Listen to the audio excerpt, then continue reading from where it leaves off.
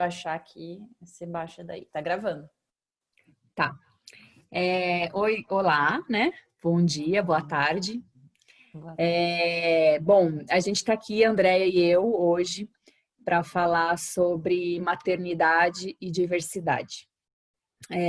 Essa entrevista, ela faz parte de mais uma abordagem que a gente está fazendo a semana toda a respeito do que é a diversidade e de como ela interage com a maternidade mesmo, com nós mães, com os nossos filhos e filhas. E para isso eu chamei a Andréia. Eu vou deixar que ela se apresente, porque a história dela é muito bonita, de muitos desafios e muita dedicação a respeito aí sobre maternidade e diversidade. Então, vamos lá. Andréia, seja bem-vinda. E eu acho que a gente pode começar, Andréia, com a primeira questão, assim, me fala de você, me conta a sua história. Tá. Então, olá a todos, eu sou a Andréia.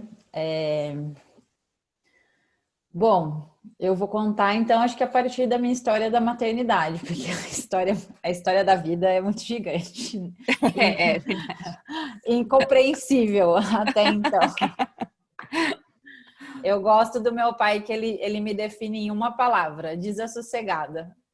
Quem é a Andréia? Uma pessoa desassossegada. Que até então, para mim, eu achava que isso era uma questão ruim, mas hoje em dia eu não vejo assim. Falo assim, ser desassossegada não é tão ruim assim, né? Concordo. Mas hoje eu gosto de ser desassossegada. Bom, então eu sou mãe de um filho único. Tive só um filho. Tive um aborto natural, mas de ter filho, eu tive um filho. Um filho que não nasceu filho, que nasceu filha, na questão de gênero. E hoje meu filho tem 17 anos, quase 18. Nossa. E daqui menos de 6 meses, 18, a gente já conversa sobre ele tirar carta. E o ano que vem para a escola de carro, já tem rolado essa conversa. Bom, mas eu sou Andréia, sou mãe e fui mãe aos 27 anos, que não era comum na minha geração, né, ser mãe nessa idade, porque a minha geração está na universidade, enfim, está em outras questões, e eu tava na vida, né? Meus caminhos sempre foram um pouco diferentes, assim. E era engraçado que eu não pretendia ser mãe, assim, acho que não era uma coisa que, se eu fosse pensar, eu não... Acho que com essa idade a gente não pensa muito, né, em ser mãe, assim. Eu engravidei com 26 e o Iago nasceu quando eu tinha 27, tinha acabado de fazer 27. Então, acho que a gente não pensa muito nessa idade. Foi uma coisa que aconteceu, assim, aquela história, numa única bobeada, deu certo. Se eu tivesse jogado na loteria, na loteria nunca aconteceu isso, mas com o filho aconteceu. Mas assim, quando eu fiquei sabendo que eu ia ser mãe, eu soube assim no primeiro dia de atraso menstrual, eu fiquei sabendo. Eu já falei, nossa, eu já senti tudo. Aliás, no dia da concepção, acho que eu já tive a percepção que a transa foi diferente. Às vezes acontece mesmo. Né? Tem muitas vezes que a gente sabe. E aí, quando eu fiquei sabendo, eu fiquei muito feliz, muito feliz. Parece que eu tinha nascido para ser mãe. E é logo que eu não tinha nada, assim, né? Eu não tinha nada, não tinha a menor perspectiva de vida, mas eu fiquei feliz com a notícia. E aí, naquela época, a gente está falando de 17 anos atrás, não tinha esse monte de informação que te tem hoje. É muito engraçado, né? Porque ao mesmo tempo parece que eu sou uma mãe do século passado. Do século passado, não, já trocou de século. Já trocou, né? Então, eu sou... Você é, de fato. Sou de fato. Então, do século retrasado. Então. É. Porque era tudo muito diferente, assim. Eu vejo hoje que as coisas são, né, as preocupações. Você vê, eu tive uma questão com o meu parto, mas assim, como eu trabalhei na enfermagem, né, como eu trabalhei em hospital, trabalhei em maternidade, eu tinha uma questão de não querer fazer uma cesárea, porque eu já tinha assistido várias cesáreas e já tinha... Aliás, eu não gostava de nenhum. Quando eu ia circular a sala de centro cirúrgico, eu não gostava nem do parto normal, porque eu acho que eu não gostava do parto normal feito dentro de um centro cirúrgico, né? E naqueles moldes, né? Ou, aliás, ainda são feitos assim, né? Muitas Sim. vezes. E nem muito menos da cesárea, né? Enfim, era um aspecto estranho de nascimento, assim. Mas na minha época não se falava dessa questão, né, de parto, assim, era muito raro. Eu encasquetei que queria um parto normal. Achei um médico na época naturalista, assim, que fazia acupuntura para eu fazer um parto normal, tudo. Mas calhou que meu filho nasceu, a data provável de parto do meu filho era dia 31 de dezembro. E aí meu médico nem estava aqui, ele falou: André, a hora que der, você vai para o hospital, não gasta seu dinheiro com parto. É desse jeito, eram as coisas. Guarda seu dinheiro para outras coisas. Eu tinha convênio na época, então chegou a hora. Ele falou: na hora que chegar a hora, vai. E aí calhou de eu cair num hospital convencional e aquele negócio, né? Que depois eu fui entender que eu não tinha necessidade de uma cesariana, coisa nenhuma. E aí eu tive uma cesariana, mas embora eu tenha tido um sangramento, foi tudo super bem, muito bem. E curti muito, assim, mesmo sem orientação, curti muito ser mãe, amamentei até 1 ano. A minha filha, até então, né? Então, a minha filha Lira. E, e aí foi uma vida, assim, dedicada a essa menina, assim, um grande amor por ser mãe, assim, eu tenho. Acho que realmente é uma experiência incrível ser mãe, muda muitas coisas, muito. Eu acho que é um remédio na minha vida, assim, um remédio de cura eficaz ser mãe. E foi indo assim, né? Eu fui fazendo, sempre oferecendo tudo de melhor. Ouvi muitas vezes que eu mimava demais a minha filha, que eu dava muita liberdade para minha filha ser o que ela queria ser. Que bom. Eis que na adolescência eu começo a perceber a minha filha diferente, né? Diferente do comum, né? Do senso comum, assim. Mas até então, assim, querer usar roupas né, que se diz do gênero masculino, para mim isso não tem o menor problema. Bom, já teve uma infância muito diferenciada, né? Onde já tinha esse olhar. Onde as brincadeiras eram todas com brinquedos classificados por gênero, né? Então, no caso, ele naquele momento, que era uma menina, me pedia brinquedos de meninos. As brincadeiras eram brincadeiras, né, que tem que a gente acaba classificando como brincadeira de menino. Mas para mim isso sempre foi muito natural, assim, né? Não existia na minha cabeça brincadeira de menino e de menina. Então, os brinquedos eram os brinquedos que ele queria, e os brinquedos que ele queria era bicho de zoológico, Forte Apache, cavalo, né? Então, para mim, não teve nenhum problema quanto a isso. Só que eu encarei isso super naturalmente, assim, nunca achei que tinha alguma questão. Eu acho que é criança, não consigo perceber gênero numa criança, só o que a gente atribui mesmo, assim, né? A sociedade atribui. E aí passa por uma escola, né? Ele passou por uma escola não convencional e depois uma escola mais convencional. E nessa escola convencional a questão de gênero já era bem marcada. E aí aos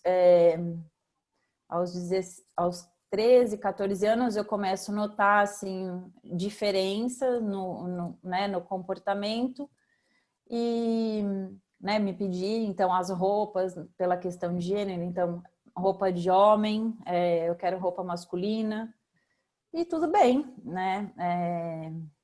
Até aí teve o primeiro namorado, né? Que quando ela era a Lira teve o primeiro namorado, e aí tudo bem também, não se identificou com o processo e falou para mim em um determinado momento que achava que era homossexual. Então, esse é a primeira questão que ele me traz, né? Isso por volta dos 14 e 15 anos, que tinha essa questão da homossexualidade.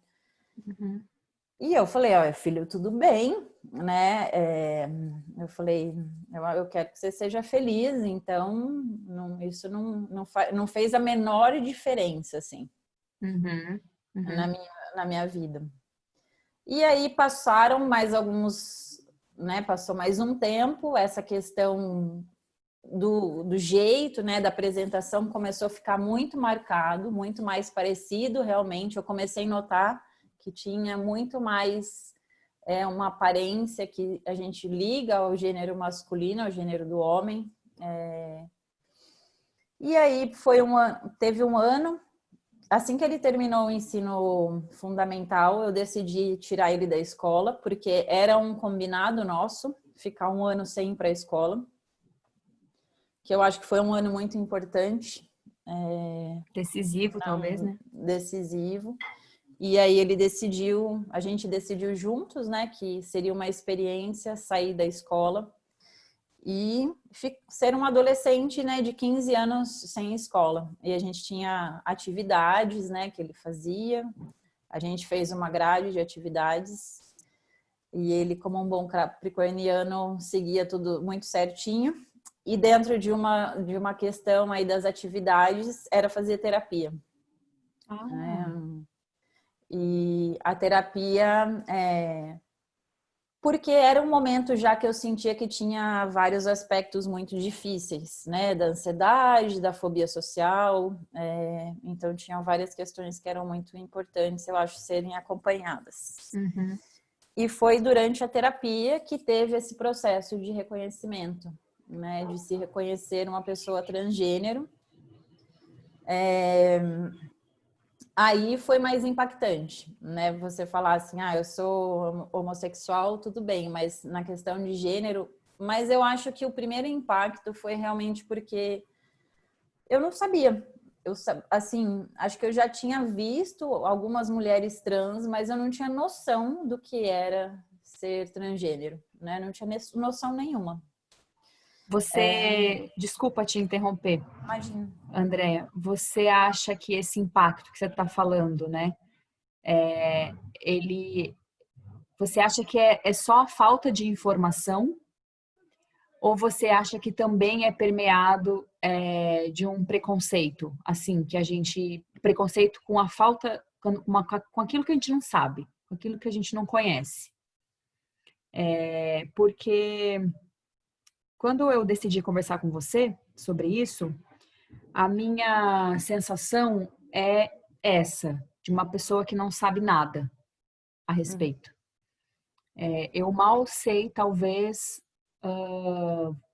pensar conceitualmente mesmo, sabe? O que é o gênero?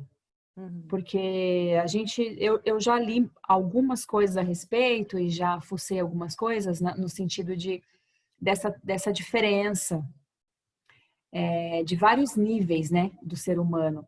Então, eles falam do nível sexual, eles falam da orientação sexual, que é diferente do gênero, que é diferente do sexo, sabe? E você, assim, porque quando eu ouvi você falando, homossexual, ok. Agora, transgênero, o que será que é isso, sabe? Me parece uma fala que se a gente tivesse nos anos, não sei, 60, seria com relação ao homossexualismo, sabe? O que será que é isso? Esse meio... Como que você... Porque essa faz parte da próxima pergunta. Como que foi essa sua história diretamente ligada com o transgênero? Assim, como que a sua história conecta? Eu sei que é pelo seu filho, mas o seu filho aconteceu. Como que a Andrea passou a ver o Iago pelo que ele é hoje? Como, assim, que você fez? Além de olhar para o seu filho, né, que eu tenho certeza que você olha com todo o amor desde sempre, e isso não mudou em nada. Mas sabe o que eu tô falando? Sei. Como você olhou o Iago e falou, oi, Iago, sou sua mãe. É. Isso é um negócio muito louco, que eu acho que isso acontece com mãe. Sim. Pode ser mesmo. Acho que a mãe vem provida de um determinado chip, hormônio ou sensor que consegue, desde que ela tenha abertura, porque é muito louco como muda na nossa cabeça, né? Assim, a questão de você ver o gênero, assim. Eu não consigo, acho que eu consigo, é um caminho, né? Eu acho que o mesmo caminho da gestação, que a gente não. Primeiro a gente tem a notícia que a gente é mãe, só que a gente não tem uma barriga grande. Aí a gente só sente enjoo e a única conexão que a gente tem com quem ser mãe é aquela, né? Eu sentia muito enjoo, era aquela vontade de vomitar. E eu falava que saco, as pessoas não sabem que eu tô grávida e eu fico vomitando. E eu queria entrar no ônibus às vezes, eu lembro, e sentar, mas não tinha barriga, né? Então eu tinha que falar com a pessoa. A única questão que tinha, que eu lembro que eu chegava no terminal de ônibus e vomitava, e eu falava, ainda as pessoas devem pensar que eu sou uma pessoa doente, que é o que enche a cara. Só você sabe que é mãe, né? É. Eu passei por isso também. Só que aí, de repente, a sua barriga vai crescendo. E no momento que você vai, aquele bebê vai crescendo dentro de você, parece que é o tempo da natureza te falando assim, olha, as coisas estão mudando, a sua vida vai mudar. A gente não tem a mínima noção, mínima noção. Uhum. É. Uhum. Né? Até ali é tudo gostoso, né? O bebê tá ali acolhido, né? Então a gente não, mas a gente vai vendo esse processo dia após dia, assim, né? Assim, cada dia você tá de um jeito, cada dia você se vê de um jeito, cada dia você se sente de um jeito. E eu acho que aconteceu muito isso com a questão do Iago, assim. Foi um parto, foi uma gestação até um parto, né? Primeiro você falou da questão, né, de não saber se tinha o preconceito e a falta de conhecimento. Eu acho que tem os dois. Com a questão do meu preconceito, eu acho que com certeza eu sou muito preconceituosa em várias coisas que eu não tenho a mínima noção e eu venho tentando buscar isso, né, esse processo de me reconhecer, né, ver os meus preconceitos. E com certeza a falta de informação. Só que a falta de informação, se você tem disponibilidade, é rápido hoje em dia. Você tem acesso. Fui lá, Google Trans, puf, achei tudo que eu, né? Achei pais de pessoas trans, grupos de pessoas trans, ambulatórios de acompanhamento de trans. Eu falei, não, Campinas é uma cidade grande. Eu falei, com certeza tem né, acompanhamento específico para pessoas trans. Então eu fui lendo e vários preconceitos que eu tinha, até com o processo de hormonização, de fazer as cirurgias, eu fui entendendo e foi abrindo espaço na minha mente. E ao mesmo tempo foi me transformando numa questão de tipo assim, o que é a vida, né? Por que a gente carrega tantos tabus e tantas questões? Por que a gente quer que as coisas sejam desta forma? Sendo que a gente tem infinitas possibilidades de formas, né, de manifestação. E quem sou eu para julgar se a vida vai ser menor ou melhor para uma pessoa que toma hormônio ou não toma hormônio e faz cirurgia ou não faz cirurgia, se come carne, não come carne, sabe? Assim, tudo. Comecei a questionar tudo na minha vida, tudo, né? Todos os meus posicionamentos. Tudo que estava muito enraizado, eu comecei a questionar com isso. E aí você vai vendo, né? Eu acho que quando você acolhe a fala do seu filho, dele chegar e falar para mim, mãe, eu sou trans, o primeiro impacto, depois eu já estudei e já me informei, eu falei, não, é isso, então vamos lá, falei para ele, vamos lá. Aí, ao mesmo tempo, eu descubro que o Brasil é o país que mais mata pessoas trans no mundo, aí isso me desesperou, né? Um pouco não muito. Então, aí entra todas essas questões, né? E aí nasce uma coisa muito significativa que é de levantar as bandeiras, né? De ser ativista, de manifestar a sua voz, manifestar o conhecimento, né? Eu ouvi já passei por muitas falas preconceituosas, assim, e o conhecimento, eu tento manter a minha calma ali e trazer uma resposta, sabe, coerente, acolhedora para a pessoa. Mas quanto à sua, né, não fugindo muito da questão, que eu já fui fugindo, de como Não, você tá indo para a próxima já. De como você vê, assim, né, o Iago nascendo, é a cada dia, assim, a cada dia você olhar e é como se eu visse minha barriga crescendo de novo, é uma sensação muito louca. Você vai vendo e você vai reconhecendo ali realmente, você fala, nossa, o gênero, e vem vindo essa questão do gênero, não, então o gênero é isso.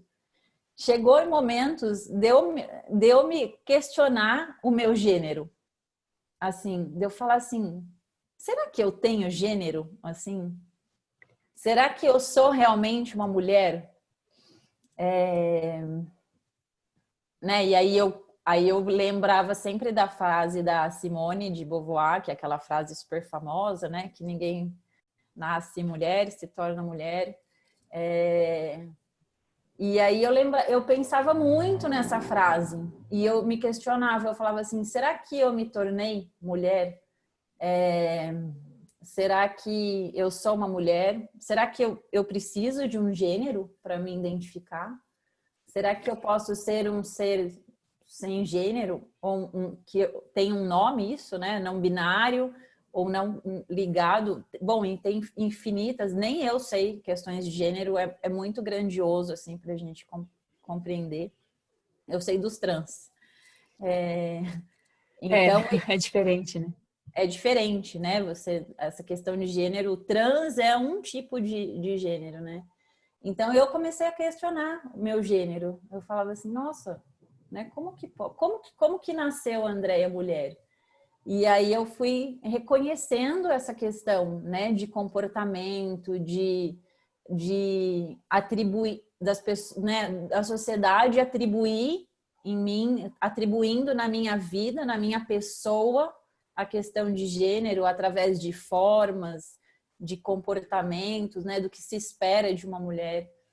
E isso foi muito grandioso, porque me dá liberdade até de me libertar de comportamentos que eu acho que tem que ter uma mulher, né? Uhum. Nossa, você tocou em pontos muito bonitos, eu acho, e muito importantes de ser ditos. Sim. Porque uma coisa que eu achei belíssimo que você falou cara, parir seu filho de novo. Nossa, eu achei isso assim, é isso, faz muito sentido. E foi muito louco que para parir o Iago, eu tive que aceitar a ida da Lira, né? Foi um processo bem intenso, assim, né? De que os seus olhos que veem aquela pessoa, ele se libertar daquela forma, menina, mulher, e ele alcançar essa forma. Então, em um momento, eu tive que passar por um processo mesmo. Eu passei por um processo, um ritual, na verdade, eu estava num ritual, e eu passei por esse processo de realmente falar adeus para a Lira, embora eu saiba que a Lira, ela se mistura nessa questão, Lira e Iago, assim, são tudo uma coisa só, mas ao gênero eu tive que enterrar, eu enterrei aquele gênero.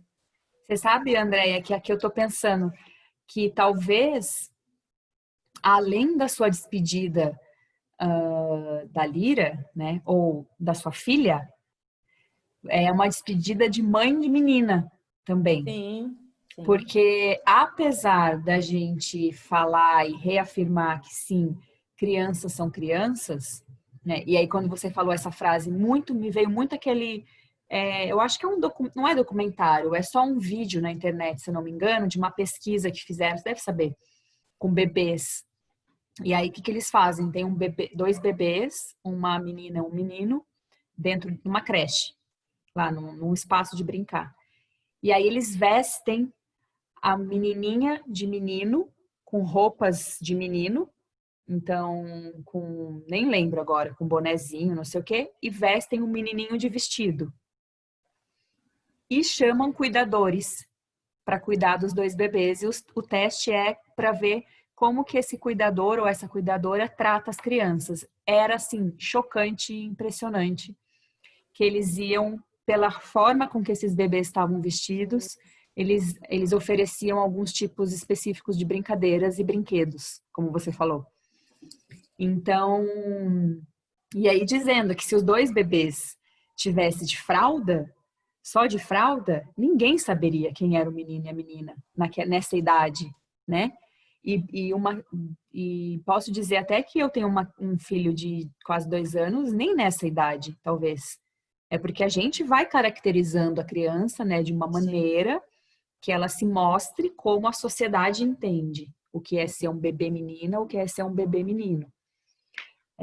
Eu faço essas brincadeiras com o Francisco muitas vezes.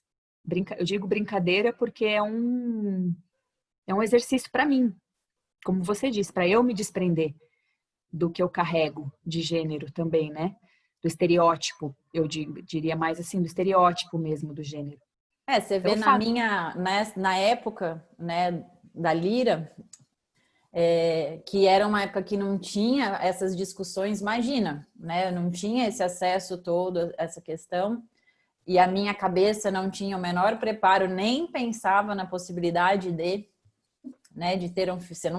Ninguém pensa na possibilidade da pessoa ter um filho trans. Hoje em dia, quando eu ouço as pessoas perguntando: seu filho é menina ou menina? Menina ou menino?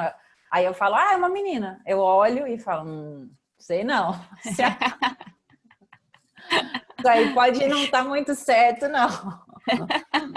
Você não consegue mais, né? Não, É o seu filho. mas não, mas eu digo assim, até quando você vê uma mulher grávida e a outra pessoa Ah, perguntando, sim. é Ah, menino ou tá. menina? Aí a pessoa fala convicta, é menina. Eu falo, não sei se é uma menina, né? É, Porque a gente não sabe. Na não verdade, a sei. gente tem que encarar isso. A gente não sabe, né, o que é aquele ser. É. Mas olha que louco, eu lembro de eu levei meu filho, eu furei a orelha de alguns bebês no hospital, né? E de alguns bebês porque as mães me encomendavam para furar naquela época, as orelhinhas. E aí eu furei a orelha do meu filho com menos de 3 meses, porque tinha essa questão de olhar o bebê. Uhum. Se tivesse de brinquinho, era menino. Ah, Né? A gente não está falando de anos e anos atrás, a gente está falando de 15. 15, 16 anos atrás, né? Então, é muito recente todas essas. Esse acesso à informação que a gente tem hoje é muito bom, né? É muito valioso, assim. A gente tem acesso muito rápido. Aí a outra questão é o preconceito, né? Mas a É. informação está aí, está disponível. Então, e é isso, assim, eu fui vendo o Iago nascendo dia após dia após dia. E hoje é muito engraçado que quando eu olho para ele, eu não vejo ali uma menina já mais. Eu vejo um menino, eu vejo um homem, né? Então tem uma questão do meu cérebro, da minha mente se adaptando a essa questão. E é uma questão assim de permitir, né? Eu permiti a minha mente, né, num processo de ver realmente, né, esse filho, reconhecer E um um filho. respeito também, né? Um respeito pela maneira com que aquela pessoa quer ser vista Sim. também, né? Eu acho que também entra por esse caminho, assim, a questão do permitir que a outra, permitir não, né? Mas acolher a maneira da outra pessoa, o que aquela pessoa é, do jeito que ela quer Sim. ser, né? O que você acha que foi o mais difícil? Assim, você conseguiria me dizer, talvez, qual o ponto que você sentiu assim mais medo, Ah, mais com certeza é tudo que está fora de mim, é o comportamento das pessoas, como as pessoas vão reagir. Eu já ouvi muitas coisas tristes, assim, de tipo, é filho da Andréia, o que você esperava? Né? A Andréia sempre foi uma pessoa que deu muita liberdade, é uma pessoa que vive numa extrema liberdade. Então, eu já ouvi questões assim, que eu sou muito permissiva também. Já ouvi muitas questões, já ouvi pessoas falarem que isso é uma bobagem de adolescência, sendo que tem crianças trans, e no ambulatório que meu filho é acompanhado tem crianças transgênero. Isso é comum, a gente não sabe, mas existem crianças transgênero. Existem crianças de 7, de 9 anos, uau, né? Então, eu tenho contato com uma criança de 9 anos, né, que é transgênero, e tenho contato com crianças não binárias, que cada dia pede para ser chamada de um nome. Então, isso é muito mais amplo que a gente, né, isso acontece muito mais do que a gente imagina. E pode acontecer com qualquer um, né? eu Então, acho que tem a ver com uma questão de liberdade também. Não liberdade nesse sentido que você apontou como sendo uma carga negativa da permissividade, né, que é muito diferente.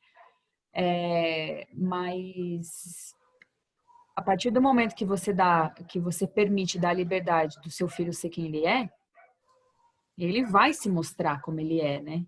E se sim. às vezes ele é homem, às vezes ele é mulher, Eu acho que uma das coisas que eu mais percebo hoje no meu processo de autoconhecimento e no meu processo de mãe, e de pensar que eu fui mãe num momento assim, ser mãe foi uma coisa que aconteceu. E uma coisa que eu não sei se é da minha pessoa, se vem da educação dos meus pais, eu nunca criei nenhuma expectativa sobre meu filho. Nenhuma, assim. Eu nunca desejei que meu filho fosse algo, fizesse algo. Então, e por ser mãe de adolescente e acompanhar adolescentes, né? Porque tem os amigos do meu filho, eu vejo muito isso dos pais, né? Pais atribuírem muito as suas expectativas em cima do filho.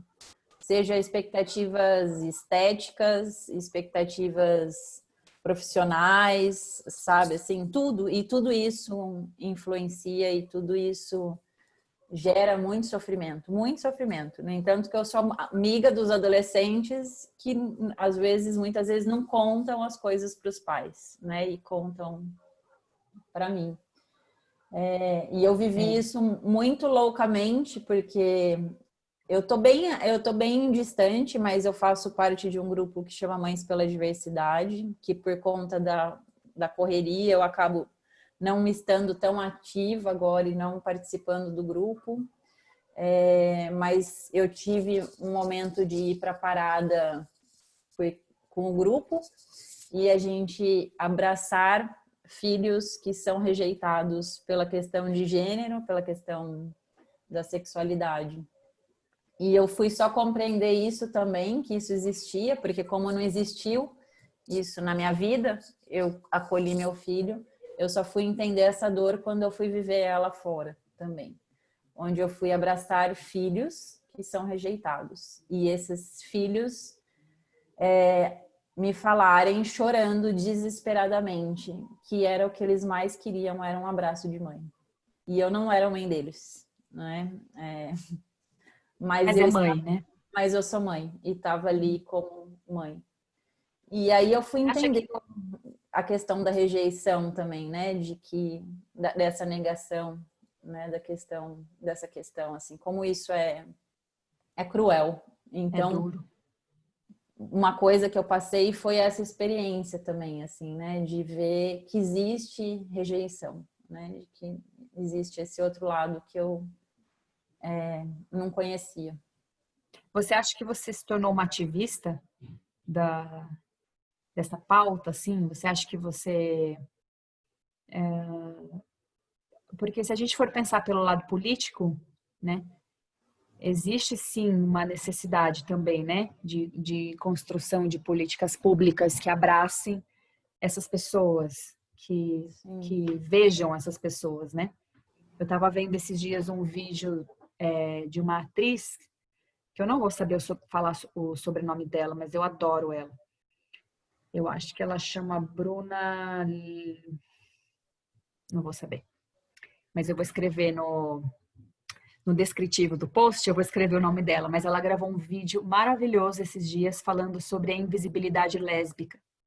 Uhum. E por que essa luta é diferente do orgulho gay, né? Do orgulho gay não, ela falou da sigla, né? O LGBTQI+. Por que um é orgulho e o outro é invisibilidade? E ela explicou assim muito, de uma maneira muito objetiva e compreensível sobre o quão as lésbicas são invisíveis. O quanto... E talvez, eu não sei, você acha que a questão do transgênero também assim, passa por essa invisibilidade? E se sim, porque você acha que você tem um ativismo nisso? Porque eu vejo um pouco como você foi a passeatas e tal, eu vejo um Não, certo... a gente passa por isso e eu já passei por várias questões, assim. Bom, primeiro que tem a escola, né? A escola... A sorte que eu tive é que o Iago estuda numa escola maravilhosa aqui em Campinas agora, uma escola pública. E a própria escola me ofereceu todas as orientações sobre como né, o meu filho ia ser tratado dentro da escola. Então, eu só fui lá assinar os requerimentos, porque na lista de chamada ele é chamado pelo nome social. Uau! Né? Não, na escola ninguém usa o nome de batismo, né? O nome de registro, todo mundo usa até que ele faça a troca, né? A transição do nome, que isso vai ser em breve também, os documentos. Mas a escola me ofereceu todo o amparo que eu não sabia, né? Então, era uma coisa que eu estava pronta a descobrir, a ver como ia ser. E a escola já veio com tudo pronto. Ó, é assim, a gente vai fazer um requerimento. Então, os professores têm que chamar ele pelo nome social. Na lista de chamada é Iago, né? Tudo tratado como um menino, né? Na questão, não é o único, Prática, né? não é a única pessoa trans da escola, tem outras e a escola sabe lidar com isso. E aí tem as outras questões práticas de, tipo, vai fazer um exame, vai no médico, chamam Lira Ciurus. Aí você fala assim, olha, ele tem um nome social. E muitas vezes você tem que explicar para as pessoas o que é um nome social, por que ele tem um nome social, por que chama pelo nome. Então você tem que explicar que tem uma lei, né, que ele pode ser chamado pelo nome, embora lá no registro, lá nos documentos, vai aparecer o nome de batismo ainda, o nome de registro, o nome social, você tem o direito. E muitas vezes, assim, fui levar ao médico para fazer um exame, né? Sei lá, um exame corriqueiro, um ultrassom. É uma pessoa transgênero. Eu fui lá e conversei com a médica. Eu ligo no laboratório e eu falo, vocês sabem atender uma pessoa trans? As pessoas falam muitas vezes não, às vezes, a gente sabe, não sabe coisa nenhuma. né? Nunca eu achei alguém que soubesse, fora a escola, alguém que soubesse lidar com uma pessoa transgênero. Então, assim, né, nesses estabelecimentos, né, em algumas instituições. Então, eu acabo me considerando ativista porque o tempo todo eu tenho que ser né, promover uma educação sobre o assunto. E falar, é trans, e isso desde a amiga da minha mãe, que fala, isso aí é uma bobagem. Eu falo, não é uma bobagem. Isso aí na minha cabeça não entra. Nasceu, né, eu falo assim, olha, se não entra na sua cabeça, sinto muito. Tá? Eu respeito que não entre na sua cabeça, mas então você não se dirige ao meu filho chamando e não queira que ele te atenda se você chamar ele pelo nome dele anterior. Né? Ele tem todo o direito a negar, sendo que você sabe o nome dele, né? E você se negar, ele não precisa te atender. Então, várias discussões, sabe? Causa sempre alguns ruídos, assim. Então, eu me considero ativista porque é o tempo todo, sabe? Assim, o tempo todo eu tenho que estar atenta e tenho que estar me manifestando, né? O tempo todo. Né? Cuidando, né? Basicamente é cuidando do seu filho recém-nascido. Sim, desde as redes sociais aí, né? Que agora teve a questão do Tami, que foi uma questão muito polêmica, onde eu vi postagens totalmente... eu não sei nem como definir aquilo. Assim, é muito triste, né? De saber que o ser humano além de pensar, isso escreve. Porque quando escreve, para mim, o negócio toma forma, né? Real, assim. Aí você tem que se posicionar, você tem que ir lá e escrever, e você tem que ir lá e se colocar, sabe? Assim, então, eu me considero ativista e eu acho assim, temos que ser ativistas. Temos. Assim como se fosse uma filha, né? Se fosse a Lira identificada como homossexual e lésbica, com certeza eu seria ativista do mesmo jeito, assim, né? Acho que a partir do momento que a gente se propôs a ser mãe perante esse universo, então que cumpra, né, o seu papel da melhor forma, né, assim, da forma mais verdadeira, né, para esse. Eu concordo. Andréia, e você, com certeza, muitas mães estão passando, né, pela mesma situação que você, já que a gente tem eu não sei, fica um pouco confuso para mim se a gente tem uma sociedade que vai favorecer ou que vai encurralar essas pessoas, o aparecimento dessas pessoas.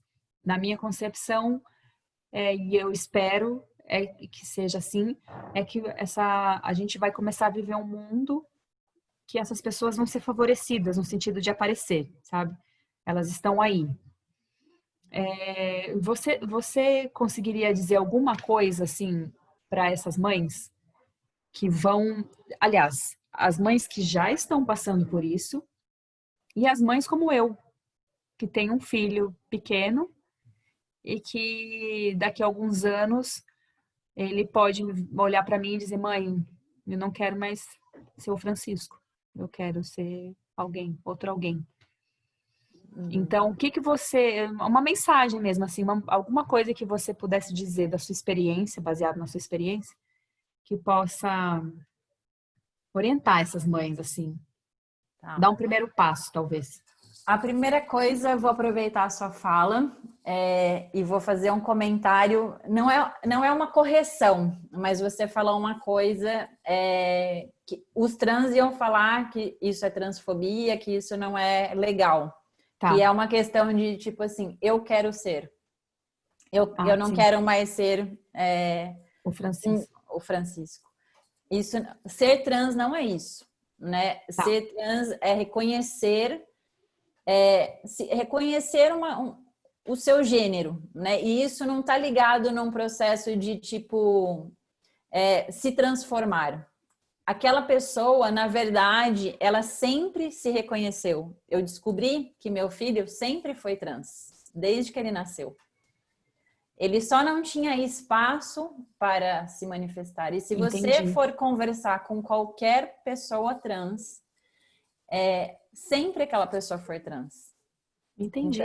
Então, ser trans não é uma coisa assim que vem num determinado momento e a gente fala assim, então agora eu não, né, não gosto de ser mulher, eu quero ser homem. Ou então eu não me identifico em ser mulher. Então, ser trans é uma questão que existe uma explicação até que pode ser até química, né? Existem estudos que falam que as sinapses, né, é diferente, funcionam algumas coisas neurológicas podem ser que funcionem diferentes. No entanto, que as pessoas transgêneros têm um sintoma que chama disforia de gênero, que é o sintoma que eu mais vejo no meu filho e que é muito sofrido. A disforia é quando ele olha para o corpo dele e ele não reconhece aquele corpo como sendo dele. É uma coisa muito triste, porque o corpo não tem a forma da imagem que ele se vê, né? E isso causa muito sofrimento. Isso é um dos processos para os trans mais sofridos que tem, né? Então, assim, por quê? Porque não é uma coisa assim, transformei, então passei agora a ser, né? É uma questão de reconhecimento. Reconhecimento. Reconhecimento. Então, uma pessoa, ela se reconhece trans. E isso pode ser na infância, na adolescência e na vida adulta. E existem pessoas trans que elas se reconhecem transgênero e elas não fazem a transição. Isso pode acontecer também. Então, vamos supor, eu, Andréa, me reconheço um homem e eu não faço a transição, eu não mudo a minha aparência, eu não mudo, né, o jeito de eu me mostrar, mas eu me reconheço. E eu posso falar, eu sou, sei lá, eu sou fulano e eu quero que vocês usem o pronome masculino para mim. Ou não, né? Então, é uma coisa muito mais ampla do que a gente... Então, assim, olha, então para mim, assim, agora, aqui a gente poderia começar a conversa a partir daqui. Porque agora eu entendi. Né? Assim, Então, comecei a entender, sabe? Porque de fato é isso. Não tem a ver só com o que tá fora, né? sim, é o sentir, né? O perceber, assim. Então, você tem uma construção de gênero, né? Do gênero homem, masculino e feminino e todos os atributos, né? De um homem e de uma mulher. E tem o seu ser, o seu indivíduo se reconhecendo naquilo, assim, se reconhecendo naquele comportamento, naquele jeito, naquela manifestação, naquele corpo, né? Então, os trans é ser, né? Não é uma coisa de... Não é porque... O transgênero, talvez, eu nunca pesquisei a palavra, mas é só por causa da transição e por causa da não identificação com o gênero que foi atribuído no momento de nascimento. Mas, com certeza, a questão trans é muito mais ampla que isso. Claro.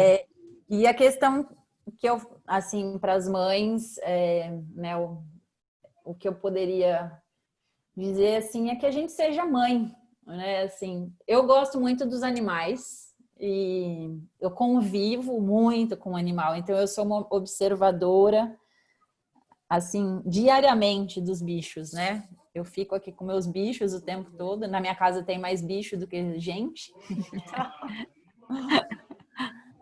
E tem essa coisa, assim, cara, de você reconhece ali o outro sem a necessidade de atribuir nada no outro.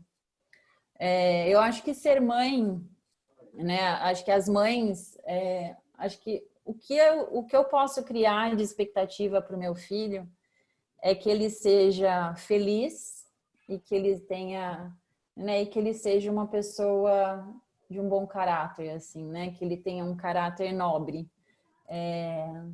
Que ele respeite as pessoas, que ele respeite a vida em todas as suas formas, em todos os seus formatos.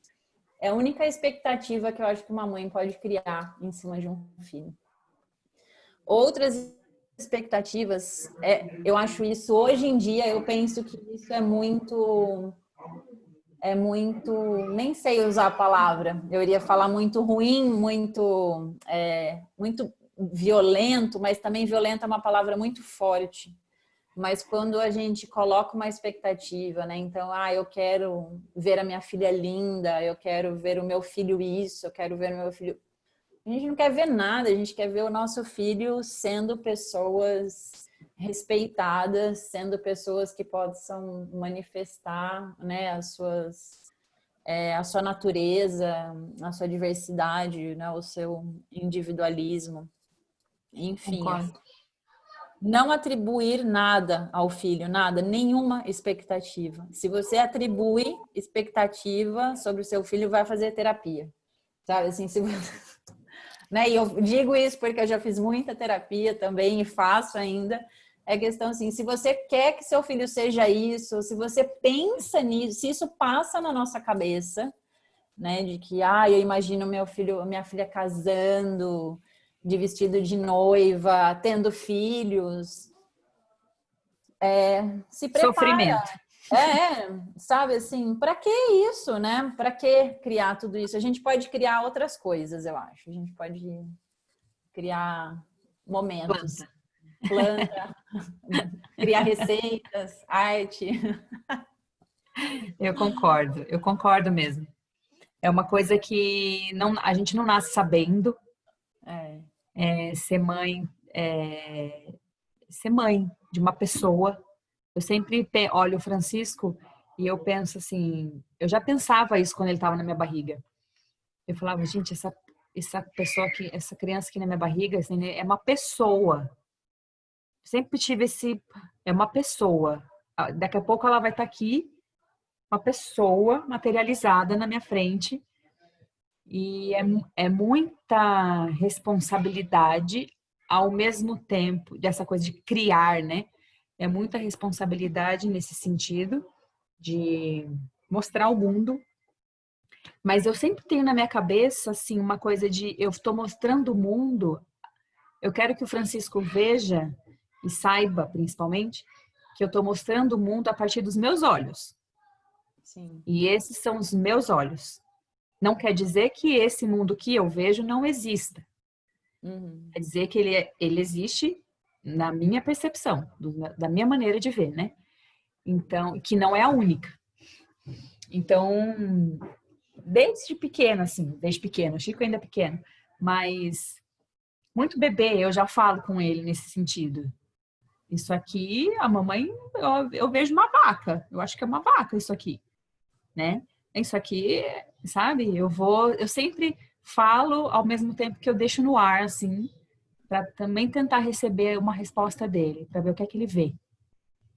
E aí eu acho que talvez seja parte um pouco disso que você está falando, que eu acho que se a gente olhar assim para os nossos filhos, né, como pessoas, assim como nós, em construção, né, nunca vai acabar, só quando a gente vai saber, né, o que diriam os espiritualistas, mas talvez nem com a morte acabe, não sei.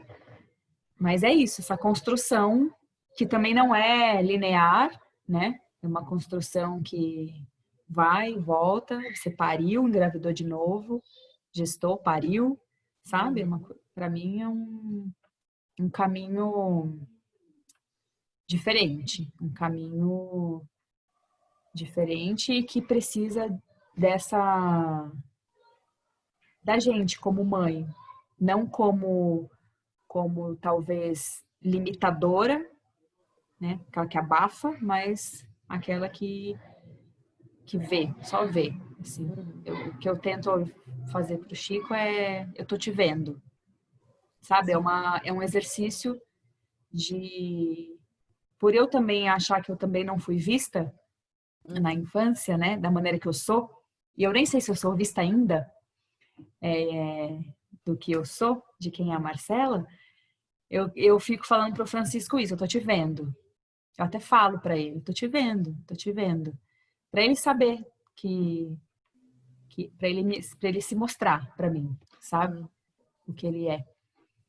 E nossa, eu quero te agradecer porque com toda certeza eu não sei, eu sabia menos ainda sobre transgênero.